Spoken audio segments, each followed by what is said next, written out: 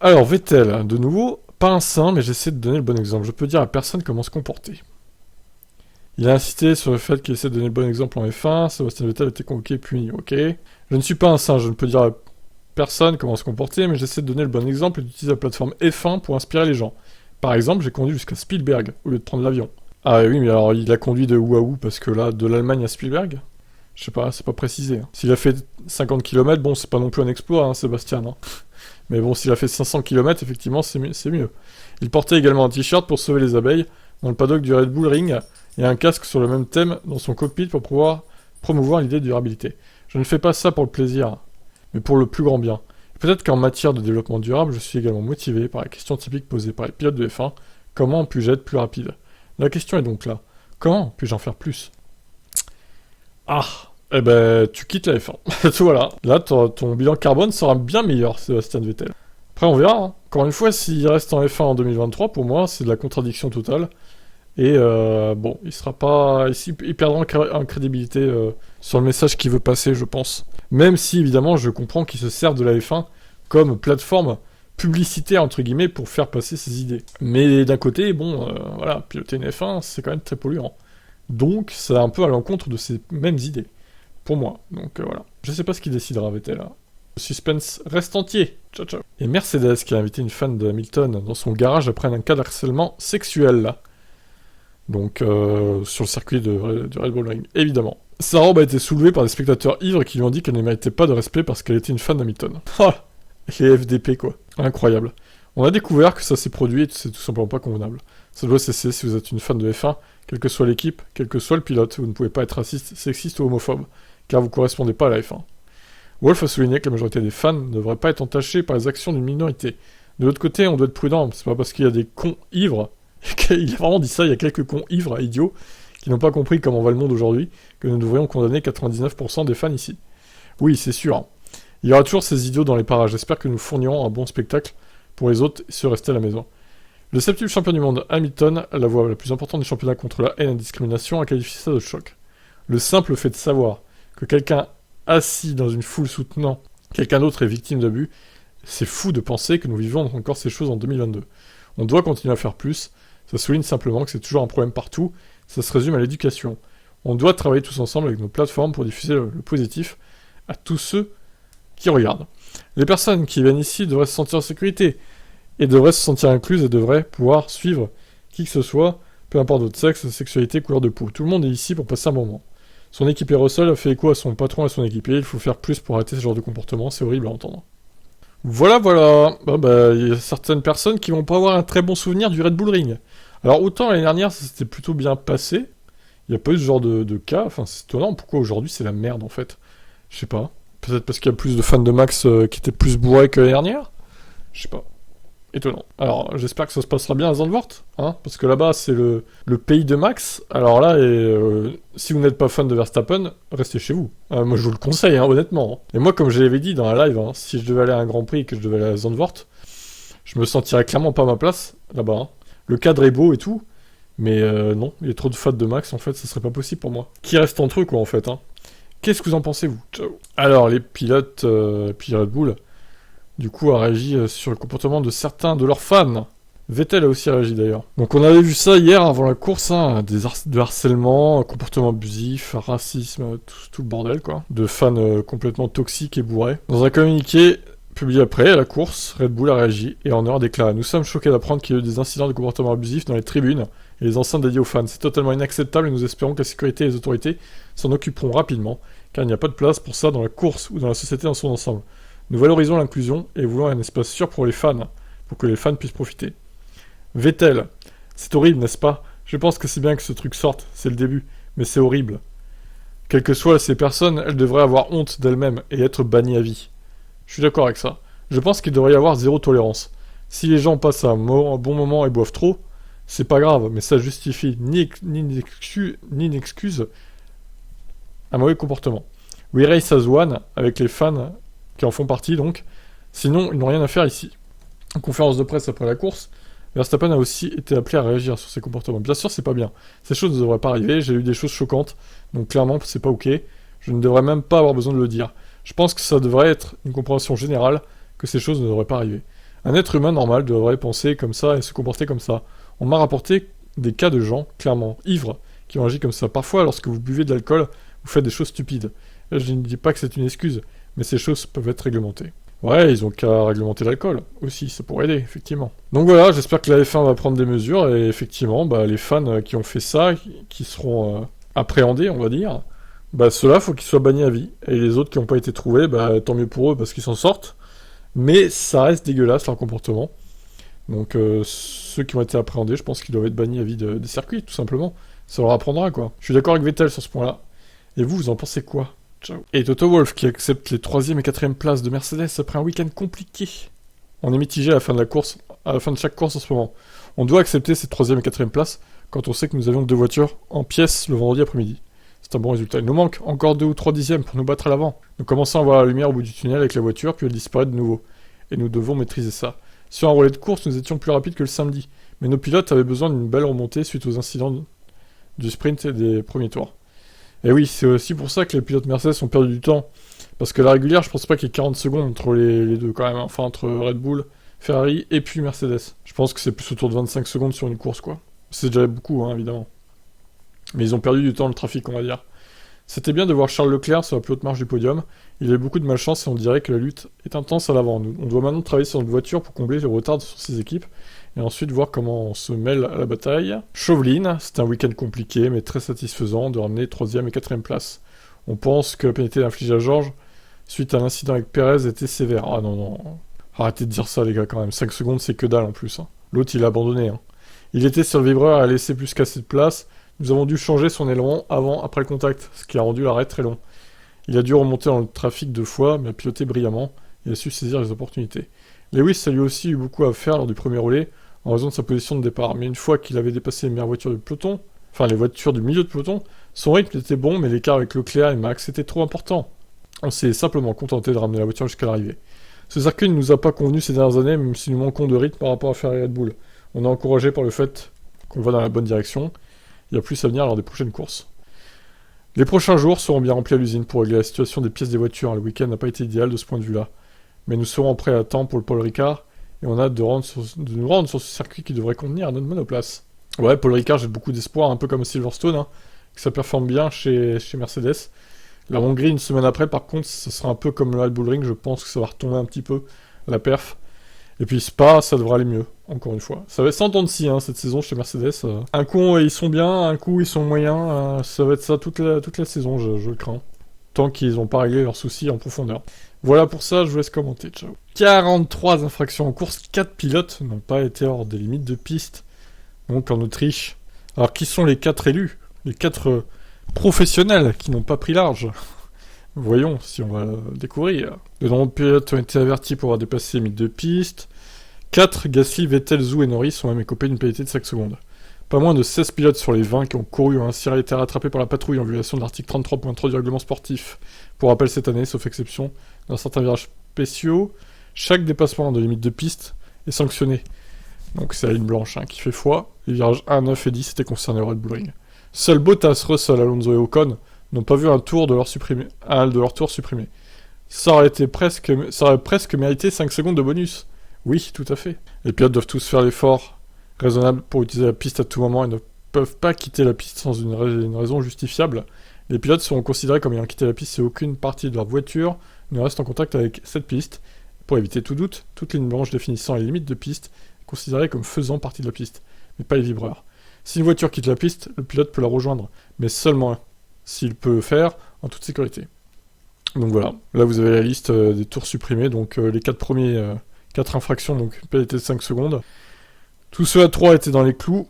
Hamilton, Leclerc, Latifi, Verstappen en ont 2, comme Tsunoda, Ricciardo, Albon, Magnussen et Perez, qui en a qu'un, il n'a pas eu le temps de refaire plus de toute façon lui, vu l'abandon qui s'est tapé, Sergio. Donc voilà, beaucoup de pilotes ont pris large au Red Bull Ring, et 4 se sont pris une pénalité. Je vous laisse commenter. Alors, j'aimerais quand même préciser que la pénalité était de 5 secondes, comme la pénalité que s'est pris Russell pour avoir éclaté Perez. Est-ce qu'il n'y a pas un problème au niveau des pénalités, là, quand même? Prendre large, c'est 5 secondes, c'est comme éclater un mec et le faire abandonner? Ouais, ok, c'est étonnant, quand même. Allez, je vous laisse commenter, ciao. Alors, Lewis Hamilton tacle Le mouvement We Race as One.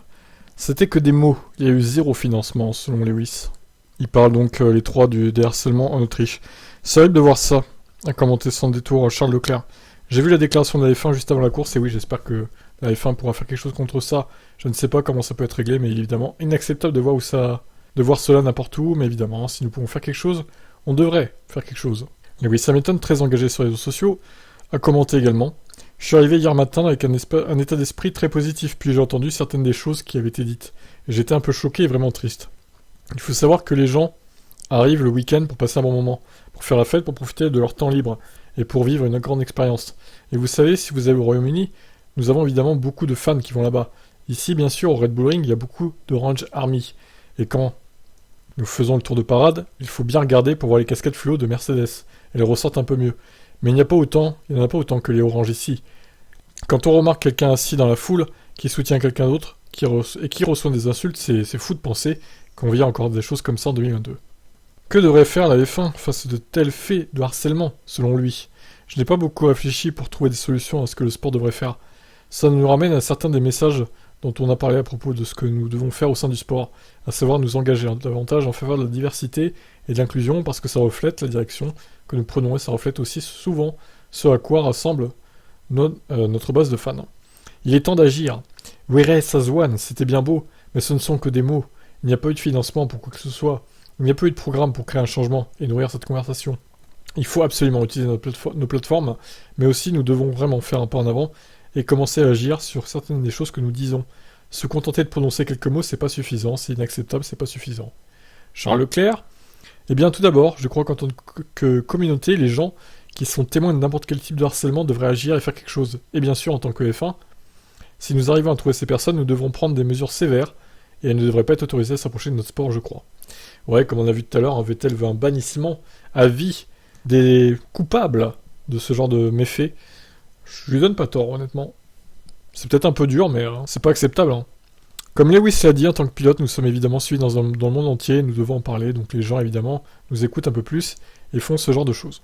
Enfin, Verstappen, qui a jugé que les huées du public orange au Red Bull Ring contre Lewis Hamilton étaient injustifiées, appelle également au calme et à l'action, ainsi qu'à la sobriété. Quelque chose peut être amélioré, peut-être avec la sécurité autour des lieux, vous savez, pour garder les gens sous contrôle, les superviser. N'oubliez pas non plus, ce n'est pas une excuse, mais bien sûr, ils regardent les courses et ensuite ils retournent faire la fête, s'amuser et boire de l'alcool. Et parfois, quand on boit de l'alcool, on peut faire des choses stupides. Ouais, ben voilà, c'est la même chose qu'il a dit tout à l'heure.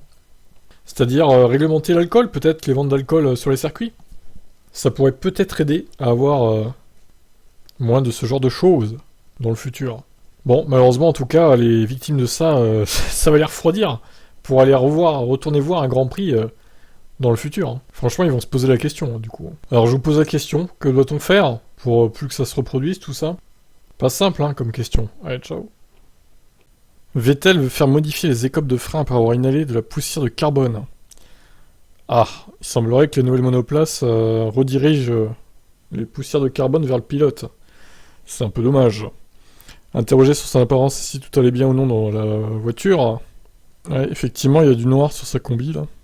Pour être honnête avec vous, c'est quelque chose sur lequel je pense qu'ils doivent travailler, parce que vous savez, avec la conception des écopes de frein des F1 de cette année, l'essieu avant renvoie toute la poussière de frein sur nos visages.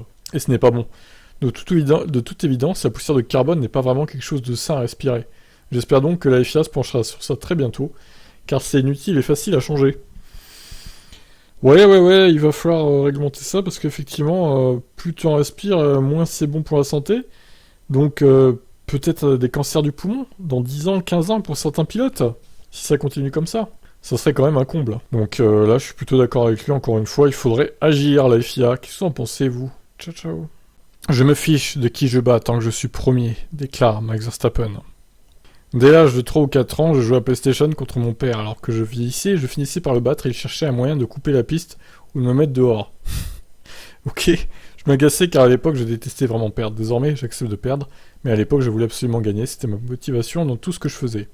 Après avoir affronté Hamilton en 2021, Max Verstappen fait face à la Ferrari et Charles Leclerc donc, mais pour lui, peu importe qui est son adversaire tant qu'il l'emporte à la fin. Je me fiche de qui je bats pour être premier. Tant que je suis premier. C'est le plus important, il y a beaucoup de bons pilotes en F1, c'est toujours amusant de les affronter. Tout dépend du respect que vous avez l'un pour l'autre en piste. Je connais Charles depuis très longtemps. Nous nous sommes affrontés à de nombreuses reprises, et nous nous comprenons un peu mieux. Sifflé par le public de Silverstone la semaine dernière, les fans britanniques ayant visiblement toujours en travers de la gorge à Abu Dhabi 2021. Verstappen estime qu'une personne appréciant vraiment la Formule 1 ne se comporterait pas de la sorte. Ces gens ne sont pas vraiment des fans de F1. Ils ne savent pas apprécier ce qui se passe en ce moment. Avec de super pilotes qui se battent les uns contre les autres, c'est dommage. Combien de fois pouvez-vous vivre une telle expérience ? La rivalité et les combats sont intenses. Ces gens-là n'aiment pas le sport. Conscient qu'il est un personnage clivant, Verstappen est heureux de toujours avoir été fidèle à lui-même et il ne compte pas changer d'approche. J'ai toujours voulu être moi-même et piloter comme je le voulais. Très bien, Max. Que dire de plus, en fait ? J'ai rien d'autre à ajouter, hein. Tout a été dit. L'anecdote avec son père était assez rigolote. Bon, allez, il est clivant, ça c'est clair. Après, on l'aime ou on l'aime pas. Voilà. Il n'y a pas d'entre-deux avec Verstappen, en fait. Allez, ciao. Hamilton a suivi la lutte pour la victoire sur les écrans géants. Le pilote Mercedes s'est senti un peu seul. Eh oui, Lewis, il était dans son salon et regardait la télé. C'est satisfaisant, j'étais un peu seul, ces gars étaient environ 30 secondes devant. Je regardais leur course sur les écrans géants, dans les lignes droites, je regardais où ils étaient. Je pouvais les voir arriver au virage 6 quand je sortais du virage 1. J'avais donc une vue de ce qui se passait similaire à celle des fans. J'ai vu certains des dépassements qu'ils faisaient. Je pouvais voir des replays. Mais après un week-end si difficile avec l'accident, avec un effort monumental de l'équipe pour reconstruire la voiture, c'est un très bon résultat. Je suis très reconnaissant. Hamilton reconnaît que Mercedes était plus loin des équipes de pointe en Autriche qu'elle ne l'était à Silverstone. Le septuple champion du monde espère que son équipe sera un peu plus en verve en France et en Hongrie. En France, normalement, ça devrait être le cas. En Hongrie, je sais pas par contre. Je dirais que nous n'avons pas encore été dans une position où nous avions la voiture la plus rapide. Ces gars-là ont toujours eu l'avantage. Je pense que nous avons parfois été capables d'égaler leur temps. Mais oui, nous ne sommes pas encore au point où nous sommes en avance sur eux. Je pense que nous avons apporté quelques améliorations à la voiture ce week-end, mais pour une raison quelconque, sur ce circuit, c'était pas la même chose. En même temps, le Red Bull Ring n'a jamais vraiment souri à Mercedes, hein, donc moi ça m'étonne pas. Je m'attendais même à pire niveau perf, honnêtement. Je les ai trouvés un peu mieux que ce qui était prévu. Surtout en course. Ils étaient un peu mieux, en particulier en termes de rythme de course. J'espère que lorsque nous irons sur les prochains circuits, ils seront un peu plus favorables, un peu comme Silverstone. Si c'est le cas, j'aimerais vraiment être dans la bataille qu'ils ont à l'avant. Ah bah c'est tout ce qu'on souhaite, évidemment. Et même Perez, Russell, Sainz aussi, hein, on veut qu'il y ait 6 voitures pour la victoire. Moi je demande que ça. Hein. Franchement, ça serait magistral, quoi. Quand on voyait les batailles de midfield en Autriche, c'était vraiment impressionnant. Ils étaient à 5 à un moment donné pour une place, c'était trop drôle, quoi. Bon, ça n'a pas duré très longtemps, mais c'était marrant à voir quand même. J'espère qu'on vivra la même lutte prochainement pour la victoire, plus qu'un duel entre Leclerc et Verstappen. Allez, je vous laisse réagir, ciao. Alors, Mercedes a réduit de moitié l'écart face à Red Bull et Ferrari. Wolff perçoit encore des failles, mais se fait ici des progrès. C'est juste qu'il nous manque quelques petites choses ici et là, explique Wolff. Je pense qu'on a réduit l'écart de moitié ces derniers mois. Nous comprenons mieux, mais nous sommes encore à troisième force. Nous sommes au milieu de nulle part, mais je dirais que si je devais choisir les points positifs dans la ligne de course, ici, c'est que nous aurions probablement pu nous accrocher à Max et ne pas être trop loin si nous avions débuté dans le top 6. Wolff revient sur les problèmes de perfo de la Mercedes, et notamment manque de vitesse de pointe. Russell en a été davantage victime, car son accident de vendredi avait obligé son équipe à lui installer un aileron présentant bien plus d'appui. Ah, ça c'est con. On manque de vitesse en ligne droite, je pense que nous avons trop de traînées. C'est encore plus le cas sur la voiture de George. Le seul aileron arrière qui restait était une porte de grange, et nous avions trop de traînées. Ouais, nous avions trop de traînées, en gros, mais pas assez de puissance. Les dernières courses étaient vraiment bonnes. Peut-être que c'est l'altitude, mais c'est quelque chose que tous les gars vont analyser, et certainement compenser dans les prochaines courses. C'est en fait une bonne chose car nous commençons à voir que nous réduisons le retard sur les leaders. Ouais, il serait temps, au bout de la mi-saison quand même. Wolff confirme que l'objectif est de revenir au meilleur niveau d'ici la fin de saison. Et nous nous trouvons dans une situation dont nous avons toujours discuté, à savoir qu'un jour, après 8 titres consécutifs, la série va s'interrompre, et nous voulons que ce soit une erreur, et non un cycle plus long. Eh bien, on verra ça. On verra ça si Mercedes arrive à revenir d'ici la fin de saison au top niveau, et même devant les deux autres équipes. Ça serait beau. On l'espère. Allez, ciao.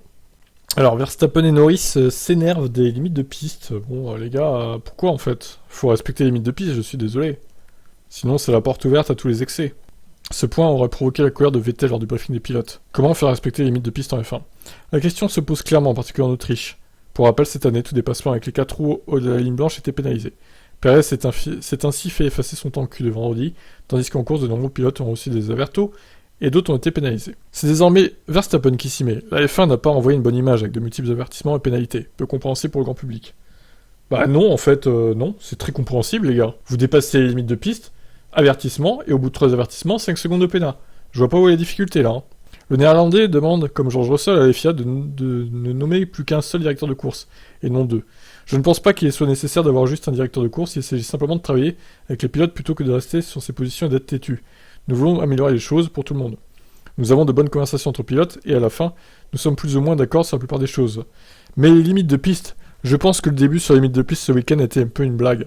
Non seulement en F1, mais en F2 et F3. En F2, il y a eu en effet aussi du grabuge. Le revenant Roberto Merri a passé la ligne d'arrivée en deuxième place dimanche, mais sa pénalité de 5 secondes l'a fait reculer en cinquième place. Roberto Merri de retour en F2, lui. Il suffirait pourtant au pilote de bien rester sur la trajectoire, mais pour Verstappen, ce n'est pas si évident. C'est facile de le dire de l'extérieur, ouais, tu dois juste rester dans la ligne blanche. Ouais, je veux dire, ça semble très facile, mais ça ne l'est pas. Bah, il y a 4 pilotes qui sont restés dans la ligne blanche, hein, je suis désolé. On l'a vu tout à l'heure, c'est pas si difficile, hein. Parce que quand vous allez aussi vite dans un virage et que certains sont un peu à l'aveugle, et que vous avez un peu plus de sous-virage avec le pneu sus, c'est facile de dépasser la ligne blanche. Mais gagnez-vous vraiment du temps? Peut-être que oui, peut-être que non. Et pour être honnête, il y a que 2 ou 3 virages où vous pouvez vraiment aller un peu plus au large. Verstappen propose une solution à la F1, remettre des murs ou des graviers, même si ça poserait problème avec la MotoGP.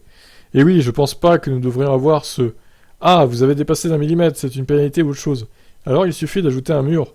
Oui, un mur, bien sûr. N'importe quoi, ils vont pas mettre un mur là, si près de la sortie du virage, ça serait bête. Comme le virage 6 à la sortie, c'est génial parce qu'il y a du gravier, vous vous punissez si vous allez au large. Ce sont des choses que nous devons examiner, pour voir comment nous pouvons améliorer, parce que aussi, pour les commissaires et les personnes impliquées dans le contrôle de ces limites de piste, je veux dire, il est presque impossible de contrôler ce genre de choses, parce que vous avez besoin qu'un gars suive une voiture pendant toute la course pour vérifier pendant le tour s'il sort de la ligne blanche. Mais j'imagine qu'il y a des capteurs sur les voitures qui font ça automatiquement, non? Sur cette piste, sur le Red Bull Ring en tout cas. À certains endroits, vous êtes naturellement pénalisé si vous allez juste un peu au large et que vous touchez le gravier. Bon bref, c'est long, pour dire la même chose pour Norris, j'imagine. C'est pareil pour tout le monde si je vois les choses comme ça. Ce qui est ennuyeux, c'est que dans les 2 derniers virages, je comprends tout à fait la pénalité si vous allez large là-bas. C'est aussi très difficile de juger à la vitesse à laquelle nous roulons. Mais là, vous êtes au large, vous avez un avantage. Alors que j'en ai eu un dépassement au virage 1 où j'ai bloqué le pneu avant, j'ai touché le vibreur, j'ai perdu 1 seconde dans la colline au virage 3, puis j'ai eu un avertissement des mines de piste pour ça. J'ai été puni parce que j'ai perdu 1 seconde. Oui, là, d'accord, bon, c'est pas très justifié, effectivement. C'est un peu stupide, certaines de ces règles, et c'est la vie, mais c'est la même chose pour tout le monde.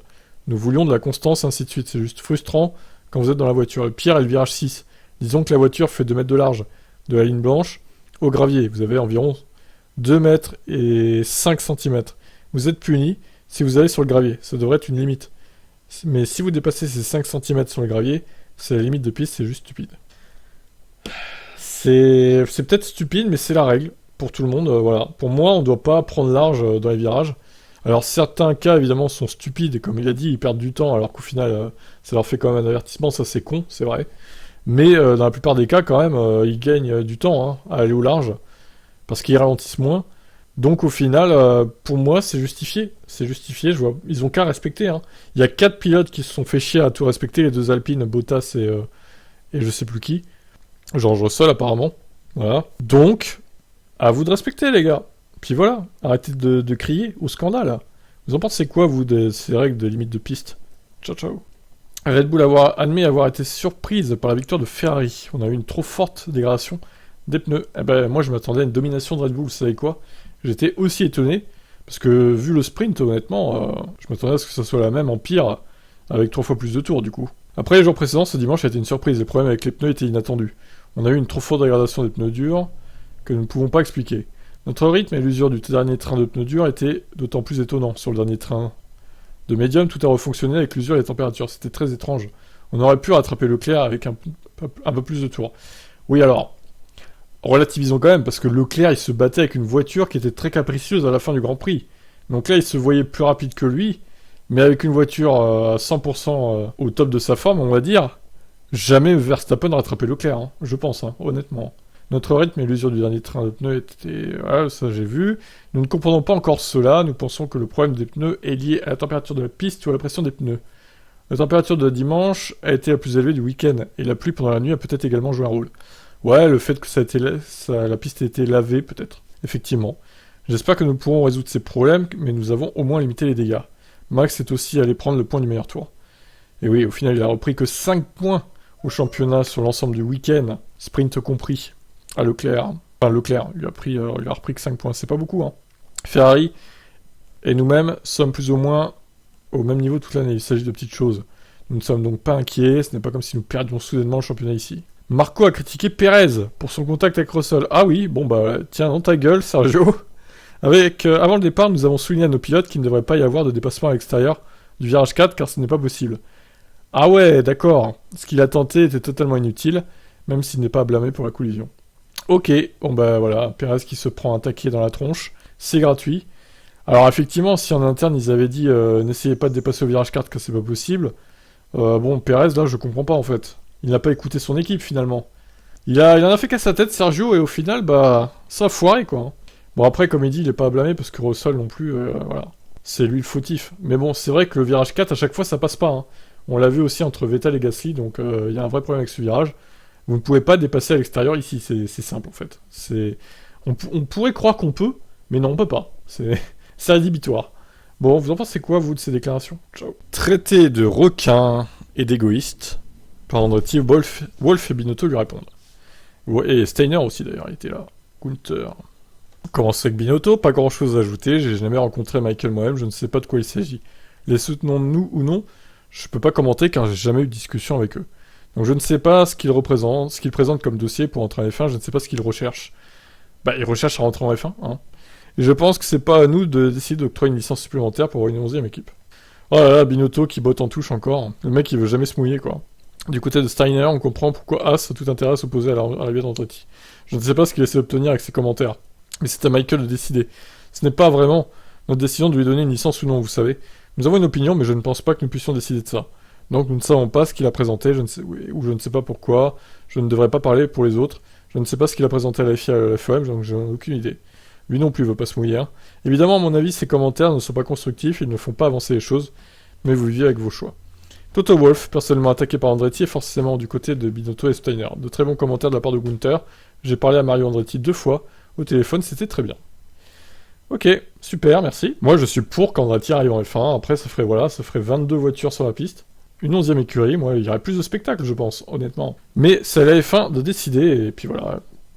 Certainement que plusieurs écuries vont refuser l'arrivée d'Andretti. Et c'est bien dommage.